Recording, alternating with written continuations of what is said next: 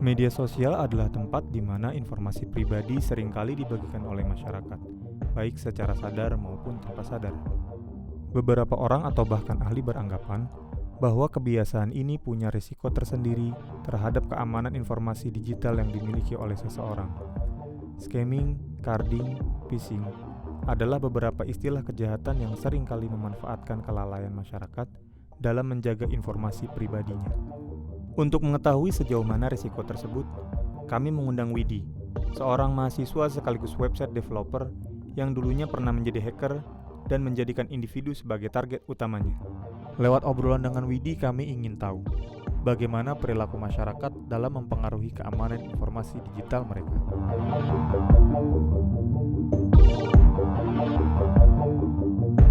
Nama gue Widi, gue saat ini bekerja sebagai web developer dan juga saat ini sebagai mahasiswa. Menurut gue orang Indonesia belum cukup aware sih tentang keamanan akun digitalnya. Karena mungkin mereka bukan orang yang terkenal gitu, bukan figur yang terkenal. Mereka mikir, ya udah password gue nggak usah susah-susah gitu, password gue yang bisa gue ingat sendiri aja gitu. Padahal ketika nanti akunnya mereka diretas, mereka juga nyesel-nyesel juga. Menurut gue, kebiasaan-kebiasaan orang Indonesia yang bikin akunnya mudah diretas tuh seringkali mereka menggunakan password yang umum. Kayak contohnya Bismillah, atau mungkin password 123 atau kata sandi.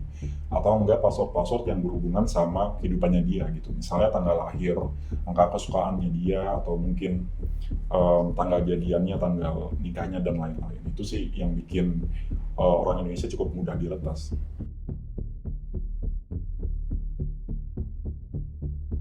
Menurut gue, dalam peretasan akun tuh ada dua motif sih. Yang pertama motif ekonomi ya. Tentunya banyak akun-akun yang punya cukup followers yang banyak.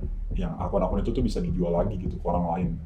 Yang akhirnya si peretasnya itu tuh bisa dapat duit dari situ. Gitu. Selain itu juga kadang tergantung peretasnya sih.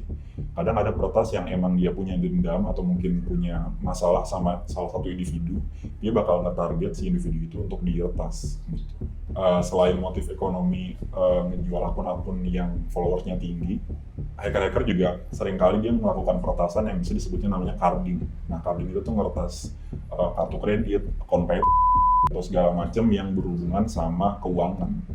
Biasanya hacker kalau misalnya dia motifnya ekonomi, kadang fokusnya tuh nggak cuma satu orang gitu. Mereka tuh lebih ke menebar jala, lebih ke mencari banyak kemungkinan sehingga akhirnya mereka dapat beberapa orang yang punya, misalnya kalau di mereka punya have bank atau have card di akun dia. Jadi kalau misalnya dia punya spesifikasi tersebut, pasti akunnya bagus gitu. Akunnya punya duit yang lebih banyak gitu. Biasanya kalau misalnya untuk motif personal biasanya tuh mungkin karena alasannya dendam atau mungkin karena ingin mencari tahu sesuatu hal gitu. Biasanya hacker-hacker tuh fokus kepada orang, misalnya kayak mencari apa yang dia sukai gitu, menggunakan teknik social engineering atau rekayasa sosial seperti itu.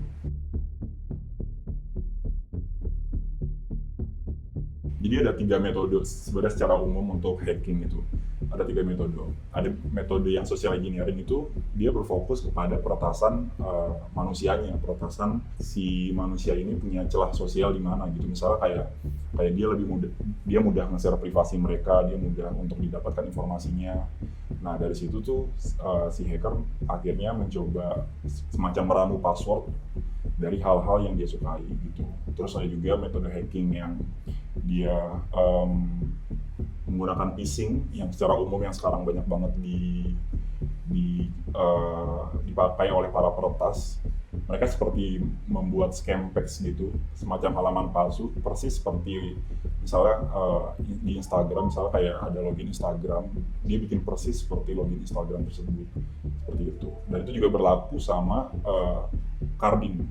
Lebih detailnya tentang social engineering tuh sebenarnya lebih berfokus kepada kelemahan dari si individu tersebut. Untuk metode phishing sendiri itu tuh nggak cuma kita bikin halaman palsunya aja. Tapi kita juga bikin semacam kata-kata umpan biar korban atau target kita tuh tertarik sama untuk login di website phishing ini gitu. Misalnya kata-katanya, kalau misalnya kamu login di sini kamu dapat uang 2 juta rupiah gitu, atau mungkin pokoknya segala macam kelemahan-kelemahan dari target kita, entah itu dosa dia, entah itu apa yang dia inginkan, pokoknya yang bersifat nafsu dari mereka itu bisa bikin korban terjebak sama umpan phishingnya itu. Contohnya kayak misalnya nih ada orang yang dia suka banget nge-stalk orang gitu, yang mana sebenarnya kegiatan nge-stalk itu kan bukan kegiatan yang legal gitu. Akhirnya ngejebak si korban ini nih, ngejebak si target ini nih dengan cara ngasih tahu kalau misalnya, ini kamu ketahuan nge-stalk akun ini gitu. Coba cari tahu di link berikut ini gitu. Akhirnya diklik link berikut, kemudian dia akhirnya login, dari login situ nanti akan kesimpan username sama passwordnya mereka gitu.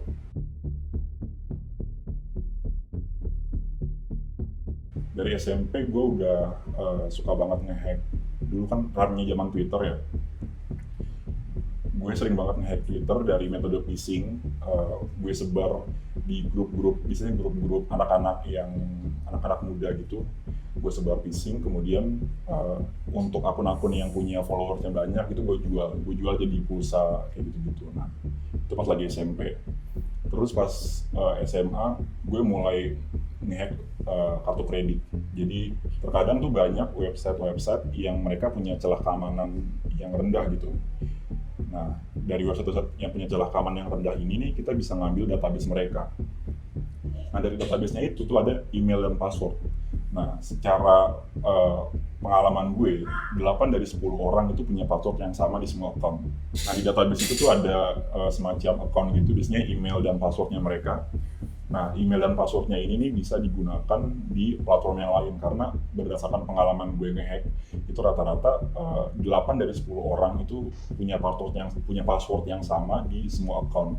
Nah, akhirnya email dan password ini gue cek di website lain, seperti website PayPal dan website yang bisa menguntungkan diri gue gitu. Nah, akhirnya ketika gue coba jadi ada semacam tools gitu, kita cuma tinggal masukin email dan password, bahkan jutaan email password sekaligus, kita cuma tinggal pencet cek, nanti dia langsung ngecek sendiri gitu. Ada situ tuh ketahuan ada akun-akun PayPal, dia punya Havecard atau Havebank. Ketika dia punya Havebank atau Havecard, dia lebih bernilai gitu akun. Dari situ tuh bisa dibuat order, entah dibuat order di eBay atau mungkin di atau di tempat-tempat online shop lain gitu. Terus juga carding. Sebenarnya carding itu hampir banyak banget metodenya, karena itu karena menurut gue carding itu cukup mudah sih. Jadi kayak jadi kalau misalnya teman-teman tahu ada 16 digit dari kartu kredit, nah 6 di depannya itu tuh disebutnya BIN. Nah, BIN ini nih, itu tuh ada satu website khusus yang untuk ngecek BIN. Ketika kita menginput 6 angka di depan 16 digit ini, kita tahu identitas dari bank ini, entah bank ini bank apa, terus bank ini kredit atau debit kah, atau terus dia punya limit berapa, segala macam, dengan cuman tahu 6 digit aja di depannya itu. Nah, dulu secara umum yang paling mudah diretas tuh di bank itu yang dulu gue masih ingat dia punya BIN itu tuh bisa dibuat order bahkan di Indonesia juga kayak di atau mungkin di ada yang masih menggunakan sistem pembayaran kartu kredit, itu tuh sangat mudah digunakan gitu dari akun gitu. Terus selain itu juga kadang ketika kita udah punya kartu kredit, misalnya kita udah punya kartu kredit satu orang nih, kita udah punya 16 digitnya, kita udah punya expired date-nya dan juga CVV-nya yang 3 digit itu, kita bisa melakukan extract. Nah, extract ini juga kelemahan dari pihak bank sih. Jadi dari 16 digit ini nih, kita bisa random semua kartunya. Kita bisa random semua kartunya, kemudian dicek ulang lagi. Nah, ketika dicek ulang lagi, bakal ketemu sama target lain. Nah, ini banyak orang-orang yang berpikir kayak, gue nggak ngapa-ngapain, gue nggak masuk scam pack, gue nggak masuk phishing segala macam, tapi kok kartu kredit gue kayak hack gitu. Padahal dia kena metode S-trap tadi gitu. Jadi sebenarnya itu kesalahan dari pihak banknya, membuka celah dari sistem pembayaran internasional gitu. Nah, kalau sekarang semenjak ada VBV dan Score MC, VBV itu Verified by Visa, atau Score MC, Score Mastercard, itu dia harus semacam two-factor authentication.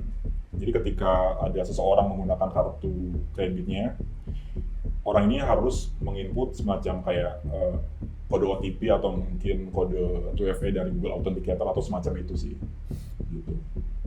Terus juga di sekolah tuh, karena gue ini bukan orang yang pinter gitu, tapi gue tahu gue punya kelebihan, gue bisa ngertas suatu hal. Akhirnya gue coba deketin guru dengan social engineering. Gue coba deketin mereka biar mereka bisa ngasih gue akses ke entah emailnya mereka atau mungkin laptopnya mereka gitu.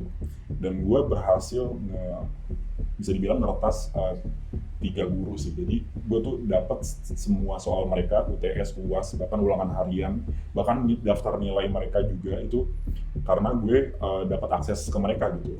Ada yang dari email. Jadi teknik peretasannya tuh kurang lebih jadi ini gue jelasin semuanya aja kali ya, nggak apa-apa ya. Jadi kayak guru yang pertama ini gue deketin untuk gimana caranya gue bisa dapet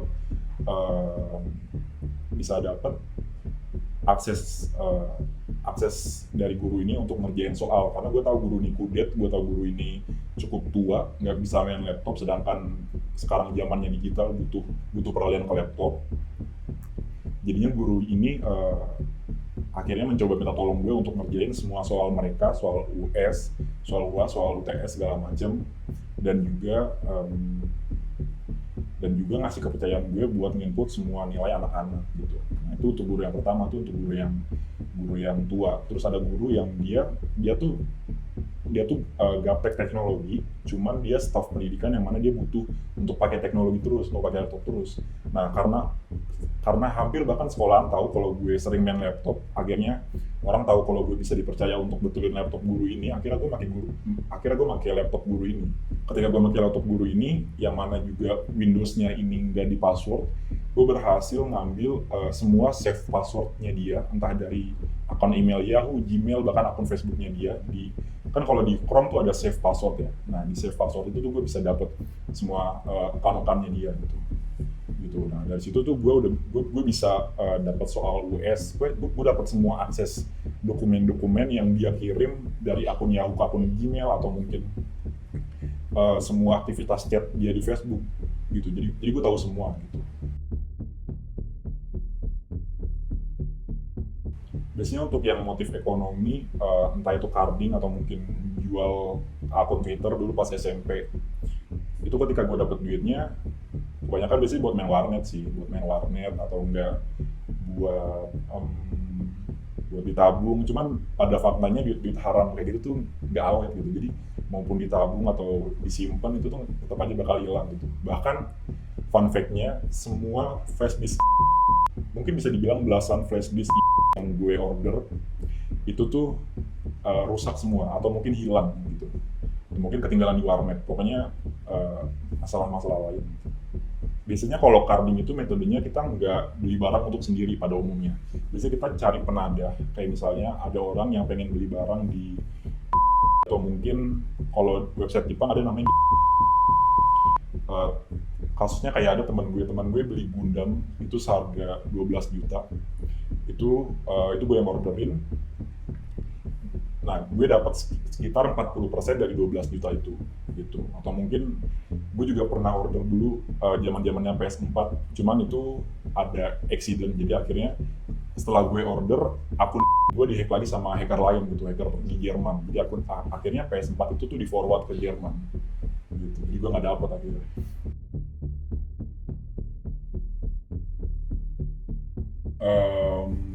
Ada 2 hal yang bikin gue tobat dari dunia hacker ini.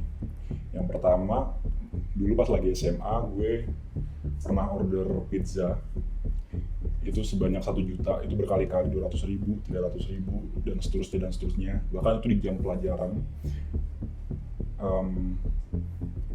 hingga akhirnya kartu kredit yang gue pakai itu tuh udah mencapai limit dari kartu kreditnya itu, karena kan setiap kartu kredit punya limit ya masing-masing. Nah, karena sudah mencapai limit itu, akhirnya gue harus bayar cash. Gue harus bayar sejumlah sekitar 375.000, gue masih ingat sekitar segitu. Awalnya gue nggak mau bayar gitu, karena gue tahu gue main kartu kredit, karena duit sebanyak itu untuk anak SMA kan duit dari mana gitu kan, gue harus bayar cash itu. Akhirnya karena gue nggak mau bayar, gue disamperin sama resepsionis atau mungkin gue pihak pizzanya itu untuk nagih duit gue. Nah, karena gue bingung kan, akhirnya gue dapat duit dari mana. Nah, di situ gue ngajak adik kelas gue, kan gue OSIS ya, gue ngajak adik kelas OSIS untuk patungan. Gue bilang gue mau order pizza tapi patungan. Nah, kekumpul tuh sekitar 400 sekian ribu. Nah, dari duit itu gue pakai buat bayar pizzanya. Tapi si mbak-mbaknya ini belum pulang. Gue tuh sampai pengen dilaporin polisi, pengen disuruh ke kantornya, ngadep ke manajernya, atau mungkin suruh ngevalidasi ini duitnya dapat dari mana. Bahkan mbak-mbaknya itu juga ngancem untuk nyamperin ke rumah gue gitu, untuk ke sekolah terus ngelihat data-data orang tua gue, nomor HP, rumah dan segala macem. Nah, di situ gue diuntungkan karena kebetulan juga gue baru pindah rumah dan bokap nyokap juga baru ganti nomor HP gitu. Jadi pihak Pizza Hut-nya nggak bisa ngubungin pihak orang tua gue. Nah, tapi akhirnya dari situ juga bikin gue cukup nyesel sih, bikin gue akhirnya pengen tobat gitu. Meskipun gue mikir gue mau berhenti gitu, gue tetap ngelakuin carding yang lain gitu, seperti bayar pakai CC orang gitu. Biasa disebut itu CC paman. Jadi kalau CC luar negeri itu disebutnya CC paman. Nah, gue beli terus mungkin barang-barang yang nggak terlalu beresiko untuk gue gitu. Nah, tapi hingga akhirnya di titik gue kedua, ketika laptop gue benar-benar rusak, gue nggak tahu kenapa, sepertinya kayak ada orang yang iseng ngasih gue virus, karena di titik itu tuh semua account digital gue, Instagram, Facebook, Twitter, laptop gue tuh semua rusak. Laptop gue tuh bener-bener nggak normal banget. Nah, dari situ laptop gue matop dan gue akhirnya nggak punya laptop sampai 2 tahun gue lulus SMA. Itu mungkin untuk menjadi bahan refleksi gue untuk nggak main ke dunia hacking ini lagi gitu.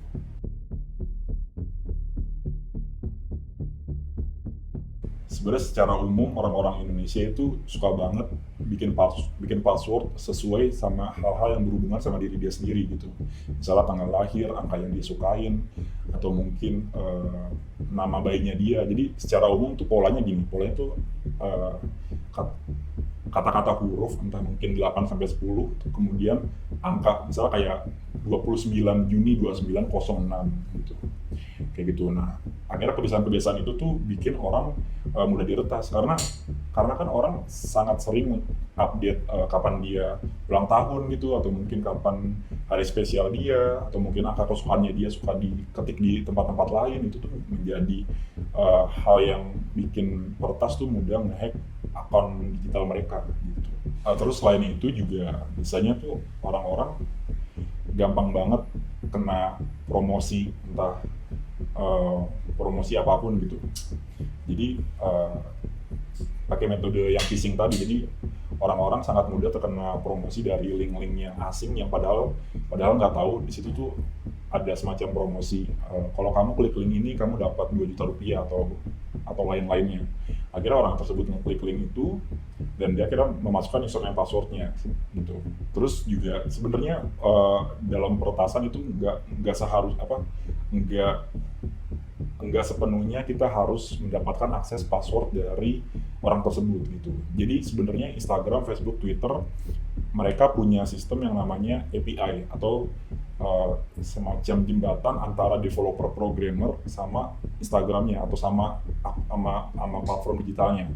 Jadi ketika kita melakukan, mungkin kalau teman-teman tahu, teman-teman suka market tools yang misalnya bisa ngelihat siapa yang unfollow gue atau siapa yang nge-stalk gue. Tools-tools semacam itu walaupun dia nggak pakai password, dia mengizinkan atau mengautorisasikan akun teman-teman ke dalam sistemnya si programmer ini. Nah, sistem autentikasinya ini nih bisa berujung ke akhirnya teman-teman bisa nge-tweet sendiri, bisa posting sendiri, bisa tiba-tiba like atau komen sendiri gitu. Nah, biasanya kalau peretas-peretas biasanya nyebut akun tersebut akun zombie gitu.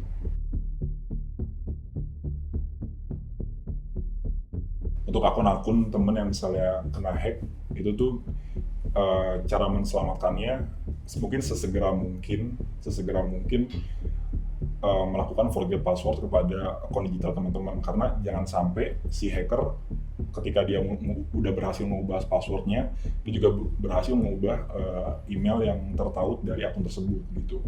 Tapi sebenarnya balik lagi ke sistem platform digital secara umum. Untuk Facebook dan Instagram sendiri, dia tuh punya sistem yang cukup spesial gitu.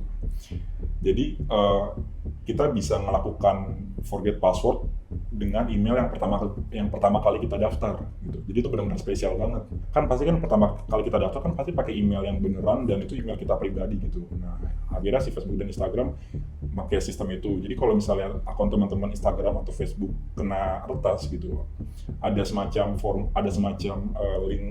link yang bertuliskan klik bantuan gitu, yang bisa teman-teman klik. Di situ tuh nanti suruh foto muka teman-teman dan mencantumkan nomor yang disuruh sama pihak Instagram atau pihak Facebook gitu. Dengan itu nanti passwordnya bisa balik lagi gitu.